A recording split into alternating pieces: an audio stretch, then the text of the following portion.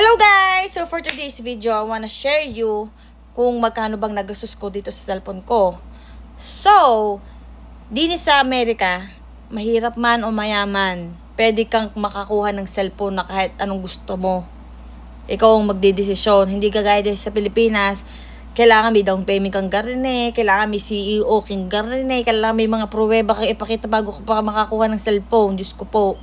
Ang kagandahan ng cellphone ko, ayun, wala akong down payment. Ang binayaran ko lang tax. Kita mo na, uwi kong cellphone ko, 17 Pro, 1 terabyte. Ang binayaran ko lang, $90. Hindi yun down payment, tax iyon. So, sa mga magtatanong, hindi ko po pinuli-paid tong aking cellphone, hulugan. So, magkano ba ang aking monthly? Ang monthly ko sa cellphone ko ay pumapatak lang ng $65 every month. So, kayo na mag-compute magkano yung sa Filipino peso. Sa Philippine peso. Pero, ayun. So, yung cellphone ko, $65 every month. Plus yung linya ko na magkano 60. So, babayad ako ng 125, 130 every month. So, normal na lang yun. Because yung linya mo naman ng telepono dito, kumukulang $80. So, you know, kunting halaga lang din.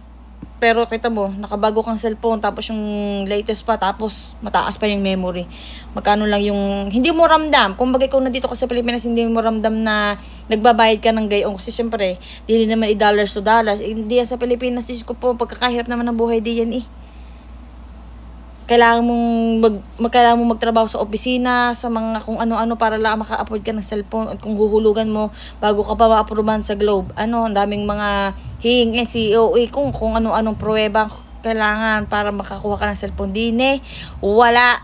Kailangan mo lang bayaran yung tax or down payment. And then yun, mauuwi mo na cellphone mo ng 15 minuto lang. Hindi yung mga background check ka pa. Ay, kainaman din. So, yun, napakabilis din Kaya gusto ko din sa Amerika, lahat ng gusto mo, pwede mong makuha. Nasa sa iyo na lang yun.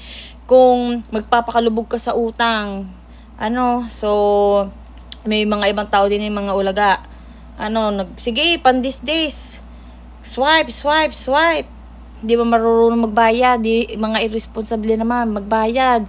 Adi yun, di sira ang credit mo kasi din sa Amerika may mga credit na tinatawag.